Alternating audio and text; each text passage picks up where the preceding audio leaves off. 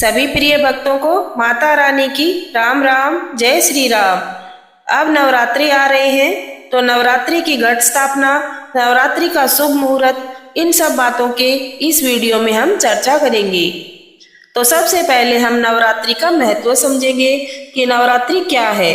नवरात्रि का शाब्दिक अर्थ है 9 रातें। हिंदू धर्म के सबसे महत्वपूर्ण त्योहारों में से एक है। यह शक्ति की देवी दुर्गा को समर्पित है, जो कि ब्रह्मांड का सर्जन, पालन और संहारक शक्ति है। ये पर्व मुख्य रूप से वर्ष में 2 बार मनाया जाता है। चैत्र नवरात्रि, जो कि वसंत ऋतु में आती है, शारदीय नवरात्रि, जो कि शरद ऋतु में आती है। शारदीय नवरात्रि का विशेष महत्व है क्योंकि यह माँ दुर्गा के महिषासुर पर विजय की कथा है। इसका समापन 10वें दिन विजयादशमी के रूप में होता है, जो बुराई पर अच्छाई की जीत का प्रतीक है। यह 9 दिन के साधकों के लिए गहन आध्यात्मिक अभ्यास, व्रत और देवी के 9 रूपों की पूजा का समय होता है। अब हम जानेंगे शारदीय नवरात्रा कब शुरू हो रहे हैं। शारदीय नवरात्रा आश्विन माह शुक्ल पक्ष प्रतिपदा तिथि से प्रारंभ होते हैं, जो इस बार 22 सितंबर 2025 सोमवार से प्रारंभ होने जा रहे हैं। इस वर्ष यह 9 की बजाय 10 दिनों का होगा। यह अत्यंत शुभ लक्षण है क्योंकि एक तिथि का बढ़ना अत्यधिक फलदायी माना जाता है। इस बार चतुर्थी तिथि 25 और 26 सितंबर दोनों दिन रहेगी, जिससे पर्व की अवधि में वृद्धि होगी। अब आप घट स्थापना का मुहूर्त सुन लीजिए। पंचांग के अनुसार घट स्थापना, कलश स्थापना का शुभ मुहूर्त प्रतिपदा तिथि 22 सितंबर को देर रात 1:26 बजे से शुरू होकर 23 सितंबर रात को 2:57 तक रहेगी। कलश स्थापना का शुभ मुहूर्त प्रातः काल का रहेगा। 6:19 से लेकर 7:40 तक आप कलश स्थापना कर सकते हैं। अब आप चौघड़िया देख लीजिए। शुभ चौघड़िया रहेगा सुबह 9:19 तक से शुरू होकर 10:40 तक रहेगा। पर्व का समापन कब होगा? पर्व का समापन 2 अक्टूबर को विजयादशमी के साथ ही होगा, जिस दिन रावण दहन की परंपरा होती है। देवी का आगमन और प्रस्थान सप्ताह के उस दिन के अनुसार होता है जिस दिन नवरात्रा प्रारंभ होता है। इस साल शारदीय नवरात्रा सोमवार 22 सितंबर को हो रहा है। माँ दुर्गा का आगमन हाथी पर यानी कि गज पर होगा।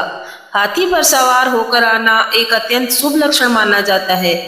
यह पूरे वर्ष सुख, समृद्धि और सौभाग्य का संचार करने का प्रतीक है। इसके विपरीत स्थान पर वाहन मनुष्य का है, जो एक अलग प्रतीकात्मक अर्थ रखता है।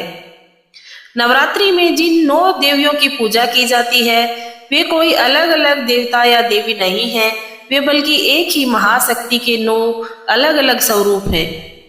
ये 9 स्वरूप मानव चेतना के विभिन्न आध्यात्मिक चरणों और गुणों का प्रतिनिधित्व करते हैं, जो हमें अज्ञानता से मुक्ति की ओर ले जाते हैं। पहले दिन होती है माँ शैलपुत्री की पूजा। हिमालय की पुत्री यह देवी किसी अनुभव के शिखर पर स्थित दिव्यता का प्रतीक है। वे जीवन में स्थिरता और समृद्धि लाती हैं। दूसरे दिन पूजा होती है ब्रह्मचारिणी देवी की। यह स्वरूप गहन तपस्या, शुद्ध अछूती ऊर्जा का प्रतीक है। उनकी पूजा से साधक को स्वतः ही सिद्धियां प्राप्त हो जाती हैं। तीसरे दिन होती है माँ चंद्रघट्टा की पूजा। यह रूप मन को मोहित करने वाली सुंदरता का प्रतीक है। यह सभी प्राणियों में मौजूद सौंदर्य का स्रोत है। चौथे दिन होती है माँ कुष्मांडा की पूजा। इन्हें प्राण ऊर्जा का पुंज भी माना जाता है, जो सूक्ष्मतम जगत से लेकर विशालतम ब्रह्मांड तक फैली हुई ये निराकार होकर भी सभी रूपों को जन्म देती है।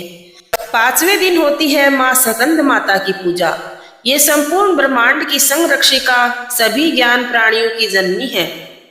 6ठे दिन होती है माँ कात्यायनी की पूजा। चेतना की दृष्टि पहलू से निकलने वाली ऊर्जा का प्रतिनिधित्व करती हैं, जो सजन ज्ञान की शक्ति लाती हैं। इन्हें मन की शक्ति भी कहा जाता है। और रुक्मिणी ने भगवान कृष्ण को पति के रूप में पाने के लिए इनकी आराधना की थी।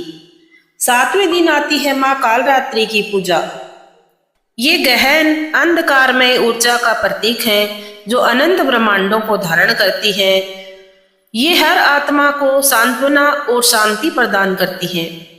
8वें दिन आती है महागौरी।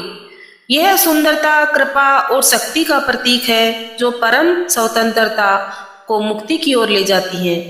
उनकी पूजा से सभी पापों से मुक्ति मिलती है। 9वें दिन आती है माँ सिद्धिरात्रि।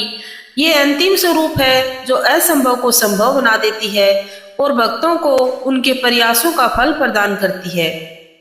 उनकी आराधना से जीवन में चमत्कार प्रकट होते हैं। जय माता दी। सनातन धर्म की जय हो, माता रानी की जय हो। सभी भक्तजनों को माता रानी के आगमन की बहुत बहुत बधाइयाँ हो। माता रानी के बारे में और जानकारी हासिल करने के लिए, पूजा विधि के बारे में जानकारी हासिल करने के लिए चैनल को सब्सक्राइब कर लीजिए और हमारी माता रानी की इस जानकारी को अपने तक सीमित ना रखें, आगे से आगे सबको शेयर करते रहें। आप सभी को एक बार फिर से जय माता दी।